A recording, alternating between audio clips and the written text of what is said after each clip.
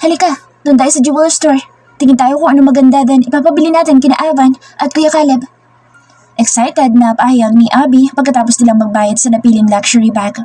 Hindi na mabilang ang mga pag-aari nilang mga luxuries, ngunit tila kasiyahan na nila ang pag-shopping at pagbili ng mga mamahaling gamit kahit hindi naman nila kailangan. Hello? Ani Caleb matapos nitong ilabas sa bulsa, sa ilalim ng suit nito ang cellphone. Palabas na sila sa venue ng kanilang meeting na mag-vibrate ang kanyang cellphone. Agad nitong pinindot ang answer button nang makita kung sinong tumatawag. Kuya Caleb, busy ka? Narinig niyan tura ni Abby sa telepono. I just get out of a meeting outside. What is it? Wika niya dito habang napasulyap sa dalagang kasabay niyang naglalakad. Agad niyang kinuha ang bitbit nitong bag sapagkat nasa isang kamay nito ang laptop. Kasama ko si Kylie. Nandito kami sa jewelry store. Can you come? Malambing na wika ni Abby sa kabila. Ngunit walang atensyon niya dito dahil ipinalit ni Kylie ang laptop sa hawak niyang bag nito. Kuya Caleb, nandyan ka ba ba? Maya-may narinig niyang untag ni Abby. Yeah? Send me the address and we'll be right there. Agad niyang pahayag sa pinsan pagkatapos ay pinindot ang end button. Why are you hesitant about me carrying her bag? Turan niya sa dalaga pagkatapos ibalik sa bulsa ang cellphone. Siyempre, nakakahiya. Tugon ng dalaga at napangiti siya. Ano nakakahiya? Saan niya dito? Tumingin ang dalaga sa paligid pagkatapos ay ibinalik ang paningin sa kanya. Ikaw lang ang lalaki nakahawak ng ladies bag dito. Wika nito kung kaya't mas lalo siyang natawa. So what? Am I less of a man if I'm carrying my girlfriend's bag? Payag niya at bahagya itong napatingin sa kanyang mukha. Tanasan niya ito ng noo subalit unti-unti itong napangiti. Pagkatapos ay umiling na ipinagpatuloy ang paglalakad. Sunundan niya ito ng tingin, ngunit tulad ng dalagay unti-unti ring sumilay ang magandang ngiti sa kanyang mga labi habang nakasunod ang mga mata sa bawat kilos nito. Sa isang sikat na mall sila inihatid ni Kuya Delphine kung saan nandito ang mga stores ng mamahaling jewelries and luxury items. Nabibilang lamang sa daliri ng kanyang mga kamay ang pagpunta niya sa mga ito. Yung iba ay hindi pa niya napasukan, kagaya ng jewelry store na kinaroroonan ngayon ni Abby at Kylie. Bukod sa hindi siya mahilig sa mga mamahaling gamit ay wala din siyang pambili kaya hindi siya nagagawi sa mga stores na ito. Just go ahead. I'll be right behind you. Turan niya kay Caleb sapagkat mula sa dating malalaking hakbang at palaging mabilis na paglalakad ay tila nag-a-adjust ito upang magkasabay sila. Tiningnan lamang siya ng binata pagkatapos ay hinawakan siya sa may likod upang paunahin siyang pumasok sa glass door ng jewelry shop na binuksan ng security guard. Kuya Caleb! Excited na pagtawag ni Abby sa binata habang nakatayo sa harap ng jewelry kiosk. Nakangiting ginawaya ni Caleb ang pinsan pagkatapos ay sumanyas kay Abby na ipagpatuloy lamang nitong ginagawa. Ay, thank you for coming. Sabi ko na hindi mo kami matitiis eh. Maya-maya ay masayang lumabitin si Abby sa bisig ng binata. Just got out from the meeting outside. Luckily, the venue is just around the store. Pahayag ng binata pagkatapos tapikin sa balikat ang pinsan. Malambing si Abby sa binata kaya naman halos lahat ng hinihiling nito ay kanyang pinagbibigyan. Isa pa, nag-iisa itong babae sa kanilang magpipinsan kaya spoiled ito sa kanya. Thank you. Mas pinalambing pa nito ang boses kung kaya't natatawang pinisin ni Caleb ang pisngi nito. Sige na, get whatever you want. Ako na bahala. Saad niya dito, kaya mas lalong natuwa si Abby. Ngunit nang mapansin sa may tabi si Kylie, ay nawala agad ang kasiyahan sa mukha nito. Nagdala ka pala ng assistant, kuya. Tama-tama, marami kaming pinamili ni Kylie kanina. Sarcastic ang pahayag nito habang nakasmirk na nakatingin sa dalaga. Hindi naman pinansin ni Kylie ang patama ng masamang tingin ni Abby sa kanya. Magkusang ginitaan niya ito at bahagyang iniyuko ang ulo, tanda ng pagbati. Pagkasama kami sa meeting so I asked her to accompany me here. Pagtatama ni Caleb sa notion ng pinsan na nandoon ang dalaga para maging kargador sa mga pinamili ng mga ito. Of course, hindi niya iyon papayagan. Whatever. Mabuti papuntahan na natin si Kylie. Ang gaganda ng mga pinipili. High class talagang babaeng iyon. Simpleng patutsada ni Abby pagkatapos ay hinilan nito ang binata palayo. Lumingon pa si Caleb sa dalaga ngunit nag-thumbs up lamang si Kylie dito upang sabihing sumunod na lamang ito kay Abby at okay lang siya. Pinakaayaw kasi ng dalaga ay ang masangkot sa gulo o anumang gusot kaya hanggat maaari ay siya na talaga nag-a-adjust. Habang kasama ni Caleb sina Abby at Kylie ay tumingin-tingin lang din si Kylie sa mga items na nakadisplay sa mga jewelry cabinet. Parang nagwi-window shopping lang kasi wala naman siyang balak na bumili. Napapahawak pa nga siya sa dibdib dahil sa nakalagay na presyo ng mga ito kaya tamang tingin lang ang kanyang ginagawa. Medyo nagkaroon lamang siya ng interes nang makita ang matagal na niyang pangarap na wristwatch. Simple lang pero para sa kanya ay sobrang ganda. Nag-aaral pa lamang siya noon nang magustuhan na niya ito. Pero dahil kapos sa budget ay pinangako niyang bibilhin niya ito kapag nagkaroon na siya ng trabaho. Unfortunately, wala pa siyang naiipon kaya hanggang sulyap na naman muna siya dito. Pasasaan ba't makukuha din niya ito sa tamang oras? Okay pa naman ang gamit niyang orasan na nabili niya ng 1,200 sa bilihan ng relo sa isang mall. Hello ma'am, may nagugustuhan po kayo ng mga watch po? Magalang nabati ng isang sales clerk at nginitian niya ito. Tumitingin lang muna miss, pero nagagandahan talaga ako sa isang yan. Turo niya sa pinapangarap niyang relo. Oo ma'am, maganda talaga ito. At sa tingin ko po'y bagay na bagay po sa inyo. Gusto niyo pong tingnan? Wika ng sales clerk at mas lalo siyang umiti sa pagkatuwa. Huwag mo na ilabas iyan. Hindi naman yan bibili, baka magkaalikabok lang yan. Masungit at dismayadong pahig na isang sales clerk na lumapit lamang para pigilan ang mabait na clerk sa paglabas ng item. Ipapakita ko lang naman, baka magustuhan ni ma'am. Tura nito ngunit mas lalong naging dismayado ang umukit sa mukha ng kasama. Kahit magustuhan niya, wala naman niyang pambili. Mabuti pa asikasuhin mo yung mga totoong customer, hindi yung nagsasayang ka ng oras sa mga walang pambili. Nakaingos na pahig ng clerk at halos mapanunok siya sa kahihiyan. Hala, grabe ka naman kay ma'am. Paano mo nalaman na wala siyang pambili, aber? Tila inis na wika ng mabait na clerk. Narinig ko lang naman na isa lang siyang assistant. Paano niya mabibili yan? Mulagat ng isa at tumangutang muna lamang siya upang sang-ayunan ang sinasabi nito. Tama. Pasensya na miss. Sa abala. Hindi talaga ako bibili. Makatotohanan ang pahayag niya. Hindi naman nakitaan ng pagkadismaya ang unang nag-assist sa kanya pero hindi nakaligtas sa kanyang paningin ang pang-irap ng isa. She'll take it. Lahat ng available na color of that watch, she will buy it. Mula sa kanyang likuran ay narinig niya ang firm and fierce na boses ni Caleb. No! Ano ka ba? Mabilis niyang pahayag na makitang seryoso at galit ang mukha ng binata. Red and black lang naman ang available na kulay pero napakamahal. Baka abutin ng kalahating milyon ang presyo ng dalawa. Saka ayaw na ayaw niyang gumagastos ang binata para sa kanya. Ngunit tinignan lamang siya ng binata pagkatapos ay tumingin sa dalawang sales clerk. Sir, dalawang color lang pong available sa watch na ito. Halos tigagal na tugon ng mabait na clerk samantalang hindi makatingin ng diretso sa mukha ni Caleb ang isa. Whatever, she'll get it. Makapangyarihang pahayag ng binata at ngumiti ang nag-a-assist sa kanya bago nagmamadaling inilabas ang dalawang peraso ng relo. Is this how you treat customers? Tura nito sa isang clerk na halos nanginginig ang kamay sa takot. Sorry sir. Nakayukong wika nito na tila sising-sisi sa ginawa. I'll talk to your manager. Ani ng binata na tila hindi tinalaban ng paghingi nito ng sorry. Tama na yan, nangingi na siya ng sorry. Okay na. Saway ni Kaylin sa binata. Naawa siya sa clerk, baka mawalan ito ng trabaho at cargo de konsensya pa niya. Magsasalita pa sana ang binata ngunit hinawakan niya ito sa kamay pagkatapos ay tinitigan niya ito sa mata nang tumingin ito sa kanyang mukha. Sir, ma'am, ready na po ang mga order ninyo? Pakakuha na lamang po sa may cashier. Nakangiti at magalang na pahayag ng clerk. Thank you, miss. And thank you for assisting my girlfriend so politely. You've done a great job and deserve commendation and a promotion. Pahayag ng binata at natuwa ng gusto ang clerk dito. Ginagawa ko lamang po ang trabaho ko, sir. Pero maraming salamat po kung na-appreciate ninyo. Ani ng clerk at tumangutang ang binata pagkatapos ay pairap na tinignan ng isang clerk na noon ay hiyang-hiya pa rin at hindi makatingin ng diretsyo. Pagkatapos nila makapag-usap sa clerk ay inakbayan ni Caleb ang dalaga at iginiya sa direksyon ng cashier upang bayaran at kunin ang kinuha nitong relo. Ay, pinatulan mo pa kasi. Napagastos ka tuloy. Mahinang sita ni Kaylin sa binata habang palayo sa dalawa. Nobody humiliates my girlfriend in front of me. Naiinis pa rin tura ng binata. Totoo naman, wala naman talaga akong pambili. Sa halip ay nakatawa niyang pahayag. I could buy this whole store for you if you wanted. May pagmamalaking tura ng binata at mas lalo siyang natawa. Kung magsalita naman kasi at umasta parang ito ang na-humiliate kanina. Smile na, nagiging dragon ka na. Birong wika niya dito. Napatingin ito sa kanyang mukha ngunit nang ma-realize ang sinabi niya ay unti-unti itong umiti. Bumili ka din?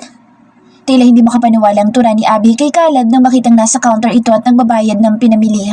Parang hindi ito sanay na namimili ang pinsan sa mga store.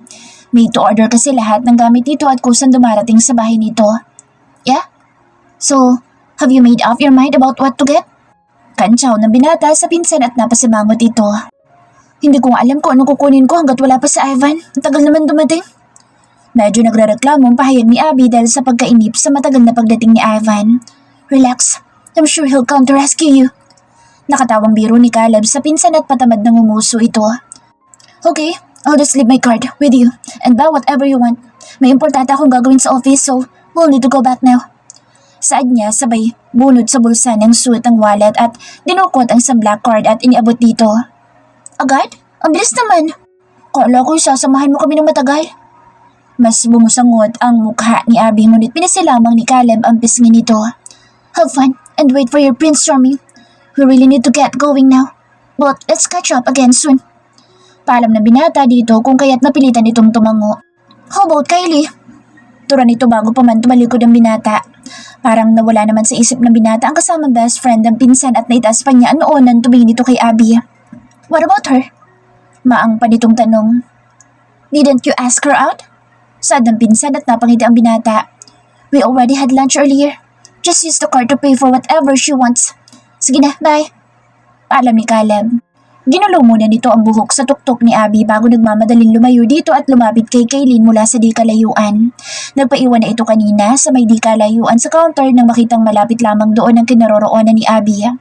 Halatang pag-iwas ng dalaga kay Abby pero naintindihan naman niya ito dahil sa pagiging immature ng pinsan towards her.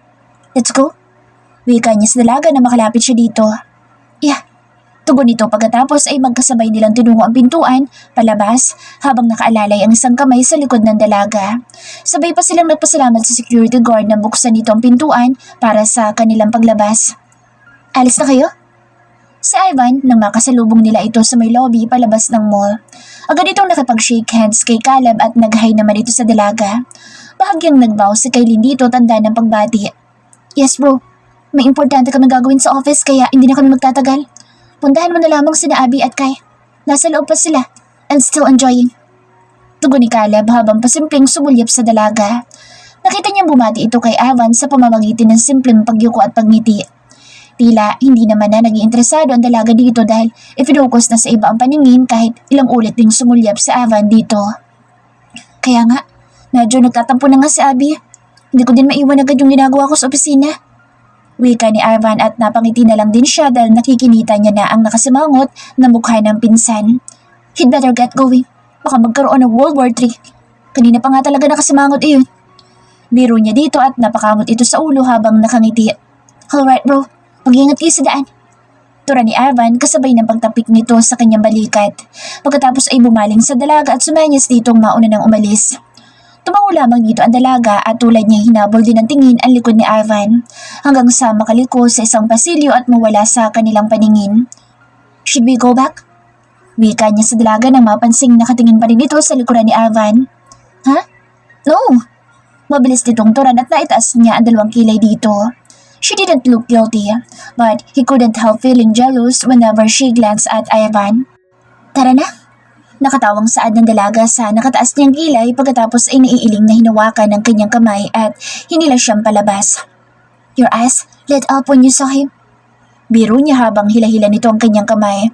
That's not true. Balawalang tura nito. She acted so normal as if his argument didn't affect her at all. Hindi nga. Buskapan niya dito pero nag-make face lamang ito sa kanya like she's debunking his issue. Hindi naman niya talaga intensyong muskahin ang dalaga ngunit curious siya sa kung anong iniisip nito o nararamdaman towards Ivan. Simula kasi noong makilala niya ito hanggang sa naging magkarelasyon sila ay wala kasi siyang narinig mula sa labi nito tungkol sa lalaki.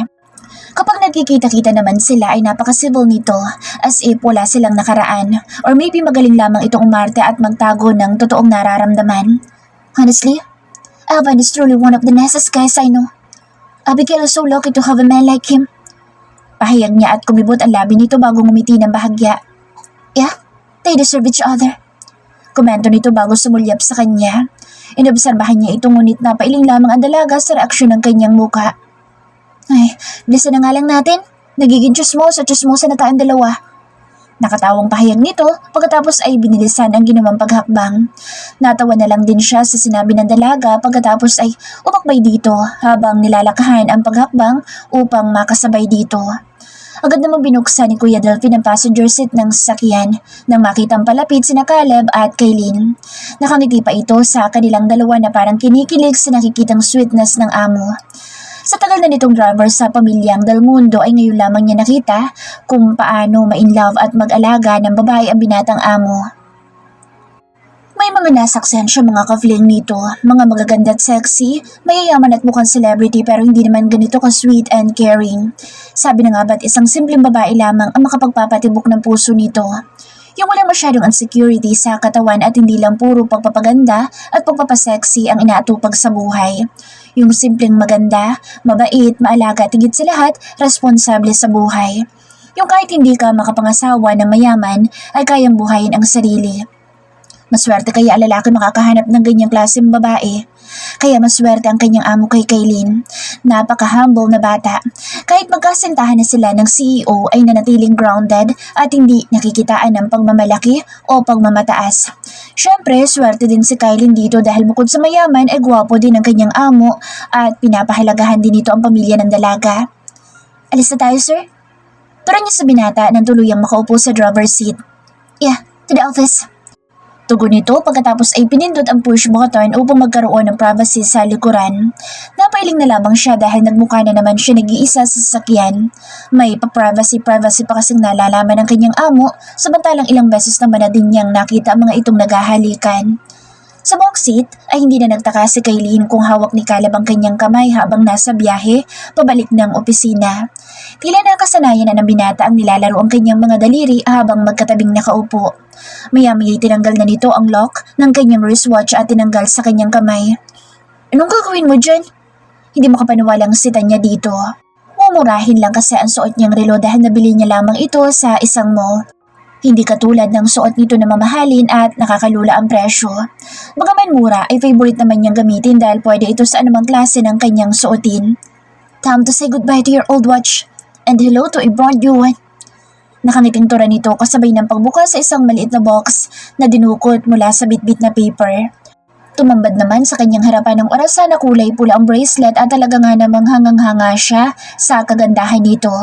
It's her dream watch pero nag-take back ang kanyang damdamin dahil sa isiping napagastos ng malaki ang binata dahil lamang sa orasang ito.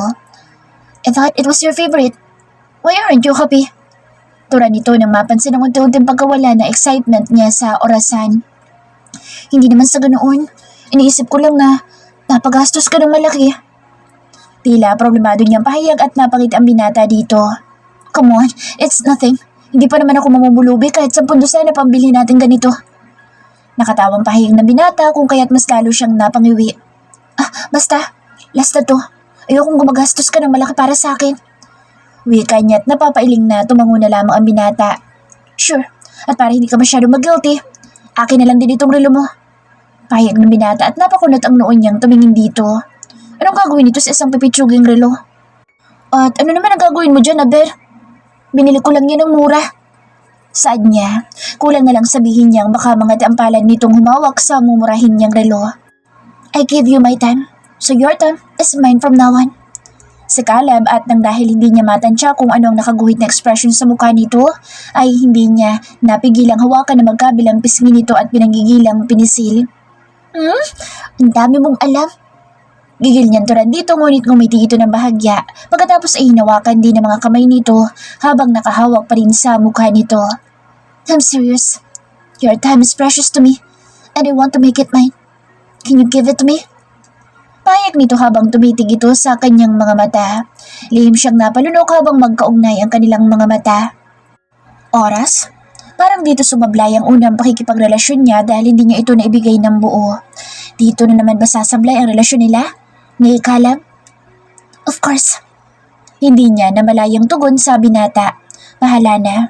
Basta gagawin niya ang lahat para mabigyan niya ng tamang oras ang binata. Sisiguraduhin niyang hindi na ang kawalan niya ng oras sa nobyo ang magigimit siya nang hindi nila pagkakaunawaan. Natuwa naman ang hustong binata sa tugon niya. Maya-maya lamang ay nalaman na lamang niyang nakakulong na siya sa bisig nito. Pagkalipas ng ilang sandali ay hinawakan siya nito sa muka at tumitig ulit sa kanyang mga mata. "You make me happy, sweetheart." Nagsasayaw sa kagalakan ng mga mata nito at hindi nga niya maitago ang galak na nararamdaman sa kanyang puso. Kung kaya't nakangiti niyang sinundan ang bawat galaw ng mga mata nito.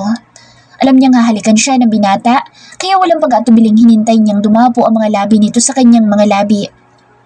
Malugod niyang tinanggap at sinagot ang matamis nitong halik hanggang sa parehong habol ang hininga nang bumitaw sa isa't isa ang kanilang mga labi. "Ate! Ate!" Narinig niya mula sa kwarto ang biglaang pagsisigaw ni Mark mula sa silid nito. Agad siyang napabalikwas mula sa pagkakahiga at agad na tinungo ang pinto upang tingnan kung napaano ang kapatid. "Ate!" Patuloy pa rin ang pagtawag nito sa kanya hanggang sa hindi siya nakakapasok sa silid nito. "Mark, ano nangyayari sa'yo?" Mabilis naman yung binuksan ang silid ng kapatid dahil sa pag-aalala na may nangyaring masama dito. Pati sina Lance at Carl na kasalukuyang nasa baba ay patakbo ding umakyat sa may hagdan upang tingnan ang kapatid. "Ate, pasado ako sa Harvard! Pasado ako!" Hindi magkamayaw na pahayag ni Mark at kahit paano ay napahinga siya ng maluwang nang walang masamang nangyari dito. Ngunit na mag-sink in sa kanyang utak ang sinasabi nito ay sobra naman siyang natuwa para sa kapatid. "Talaga? Pasado ka sa Harvard? OMG!" Hindi makapaniwalang turan niya at napayaka pa siya dito nang ipakita ni Mark ang pangalang nasa list of passers. "Oo nga! Ang galing-galing mo talaga! Congratulations!" Masayang wika niya dito. "Harvard, I'm coming!" Si Mark na labis-labis ang pagkatuwa. "Ate, pasado si Mark sa Harvard. Kailangan natin mag-celebrate. Kain tayo sa labas?" Si Lance nang mabungaran siyang nagtitimpla ng kape sa may kusina. Masaya siya sa pagkakapasa ni Mark dahil yun ang daan upang maabot nito ang mga pangarap pero hindi niya mapigilan ang mapabuntong hininga. "Ano ba yan? Akala ko ba'y masaya ka na pumasa siya sa entrance exam?" Si Lance dahil hindi nakaligtas dito ang ginawang pagbuntong hininga niya. "Masaya naman ako dahil yun naman talaga ang pangarap niya. Pero paano kung matutustusan ang pag-aaral niya sa ibang bansa?" May pag-aalalang pag-amin niya sa kapatid. Mabuti sana kung mag-aaral lang ang gagawin ni Mark doon pero syempre kakain din ng kapatid, mamamasahe at may mga school requirements pa. Kahit siguro anong gawin niyang pagkayo dito sa Pilipinas ay hindi pa rin kasya. "Ate, relax. Hindi pa nga nakakalayo si Mark, problemado ka na agad." Pag-aalo ni Lance pero hindi niya maiwasang isipin lalo pa at pinapasubmit agad ang mga requirements nito. Ni wala pang ang passport. Anong gagawin ko? Ni wala akong ipon para panggasto sa mga requirements niya. Frustrated niyang turan sa kapatid. "Eh di magtulungan tayo. May trabaho naman na ako." Turan ni Lance at napatingin siya dito. Oo nga pala, sumusweldo na rin pala ito kahit OJT pa lamang. Pero kakasya ba? "Don't worry, sagot ko na lahat ng gagastusin niya sa pag-secure ng kung anong kailangan niyang i-secure." Pahayag pa nito at parang hindi siya makapaniwala sa narinig. Hindi niya na itatanong kung magkano ang sweldo nito pero sigurado siyang malaki din. Hindi lang siya makapaniwalang may katuwang na siya sa lahat ng gastusin sa bahay. Ngayon lang din niya napansin na hindi na ito humihingi ng budget para sa kanilang grocery at iba pa. "May pera ka?" Wika niya dito. Kung ito ang sumasagot ng ibang kailangan nila sa bahay, may doubt siya kung may natira pa sa sweldo nito. "Syempre naman." Nakatawang tura ni Lance sa kanyang katanungan. "Meron pa naman. Yung price ko noon. Di ba nanalo nga ang designs ko tapos binayaran ng company. Itinabi ko talaga iyon para kay Mark." Pahayag pa ng kapatid at nagulat siya sa sinabi nito. "Bakit hindi ko alam yan?" May pagtatakang sumbat niya dito. "Eh, hindi ka naman nagtatanong. Akala ko'y alam mo." Nakatawa pa rin pahayag ni Lance at minulugatan niya ito. Kahit sa kaibuturan ng kanyang puso ay proud na proud siya sa kapatid na ito. "Ay, huwag mo nang problemahin yan. Dapat masaya tayo dahil may kapatid tayo makakapag-aral sa Harvard." Ani Lance kung kaya't napilitan siyang umiti. "Kailangan ko na yata mag-abroad." Maya-maya ay wika niya dito. "Yan ang huwag na huwag mong gagawin dahil hindi yan magugustuhan ni Kuya Caleb." Saad ni Lance at naitaas niya ang dalawang kilay sa pagkakadawit nito sa binata. "Bakit mo alam, Aber?" Saad niya dito. "Syempre, magkakalayo kayo. Alam nga naman magugustuhan niya iyon. Tugon ni Lance at nilisian niya ito. Kung magsalita ang kapatid niyang ito'y parang alam na alam kung ano iniisip at mararamdaman ni Caleb. Huwag niyo nalang munang babanggitin sa Kuya Caleb niyo ang tungkol dito hanggat hindi pa naayos sa lahat ng kailangan ni Mark. Saad niya sa kapatid. Abay, bakit naman ate? Ani Lance na halatang hindi sumang-ayon sa kanyang sinabi. Basta, para hindi mausog. Tugon niya lamang at napakamot ito sa ulo. Mabuti na lamang pala at wala ngayon ang binata. May inaasikaso ito sa Singapore at mga 2 araw itong mawawala. Hindi na siya isinama dahil siya ang natasang mag-deliver ng mensahe nito sa isang mahalagang event. Ang summit ay ginaganap kada taon na dinadaluhan ng iba't ibang individual at mga organisasyon na kinabibilangan ng mga maliliit at malalaking kumpanya sa larangan ng construction industry.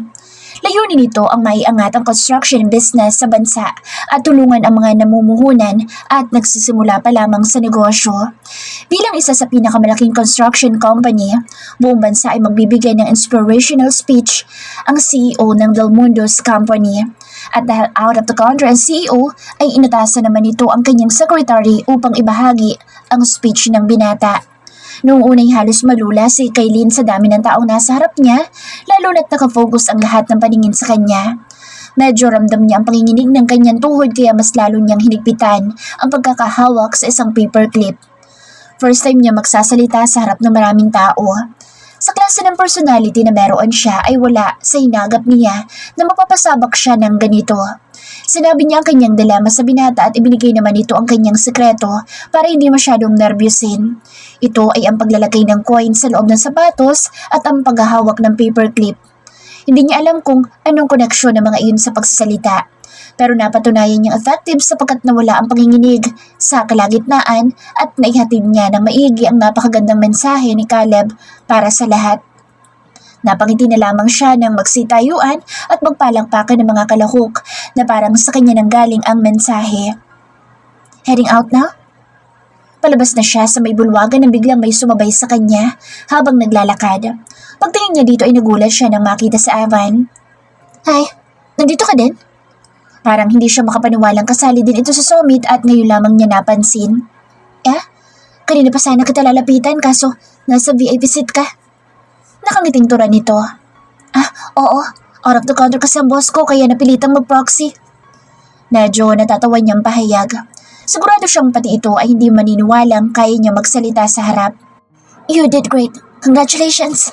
Sa halip ay tila proud na tura nito kung kaya tuluyan siyang natawa. Salamat. Baka unat hulo ko ng pagsasalita sa harap ng maraming tao yun. Saad niya at sa Eva naman ang natawa. Paalis ka na ba? Maya-maya ay tanong nito. Oo. Maikling tugon niya dito. May sundo ka ba? Tanong ulit dito at bahagya siyang nag-isip bago umiling. Sumabay ka na sa akin. Itadaan na lang kita sa inyo. Total hapon naman na. Mabilis nitong pahayag at lihim na namilog ang kanyang mga mata. Hindi na, magtataksi na lang ako. Nakakahiya naman sa kasama mo at baka may pupuntahan ka pang iba. Pagtanggi niya habang iniisip ang hindi maipintang mukha ni Abby kapag makita siya. Wala akong kasama. Tara, bago mag-traffic na matindi dito mamaya. Sa Avan, sabay hawak sa kanyang kamay at hinila na siya patungo sa may pinto. Hindi na siya nakapagprotesta pa kaya sumunod na lamang siya dito hanggang sa kung saan nakapark ang sasakyan nito. Wala naman kasi siyang nararamdamang bad feelings o pagkailang kay Avan sapagkat itinuring na niya itong kaibigan pagkatapos ng kanilang break-up. Mabait kasi ito kaya hindi siya nakakaramdam ng anumang galit dito pagkatapos ng lahat. Kumusta yung mga boys? Wika ni Ivan habang nakaupo sa driver's seat at binabaybay ang daan paalis sa vicinity ng complex na pinagdausan ng summit. Okay naman. Sa awan ng Panginoon, mabuti naman silang lahat. Tugon niya dito. I heard Mark passed the Harvard entrance exam. Wika nito at hindi siya makapaniwalang updated dito sa mga ganap sa loob ng kanyang bahay. Oo nga. Maikling tugon niya dito. Matalino naman talaga ang batang iyon. Good for him. Matutupad na matagal ninyang pinapangarap. Saad nito habang nasa himig nito ang pagiging proud sa achievement ng kanyang kapatid. Bakit hindi? Si Ivan ang naging kuya ng kanyang mga kapatid sa loob ng 4 na taon at hindi rin matatawanan ang magandang relasyon na nabuo sa pagitan ng mga ito. Kaya nga, may pabuntong hiningang tugon niya dito. You don't seem happy about it. Pansin nito at nagpakawala siya ng bahagyang pangiti. Masaya naman at super excited para kay Mark. Nag-aalala lang ako baka hindi ko kayang tustusan ang pag-aaral niya sa abroad. Tura niya na nasa himig ang pagkalungkot. Hindi niya talaga maiwasang malungkot kapag naiisip niya ang pangarap ng kapatid. Kaya yan, ano ka ba? Marami mga organization na gustong maging scholar mga ganyang bata. Sa akin ang pamasahin niya papuntang US. Pahayag ni Avan at kahit papaano ay nabuhayan siya sa sinabi nitong may mga organisasyong pwedeng lapitan pero hindi siya natuwa sa huling sinabi nito. Salamat sa information pero pass muna dyan sa ibibigay mong pamasahe. Alam mo na masyadong complicated ang mga bagay-bagay sa paligid at ayokong magkakonsumisyon ka pa. Turan niya dito. Alright, just let me know how I can help. Ani Avan. Salamat. Appreciative niyang turan at tumango-tango ito.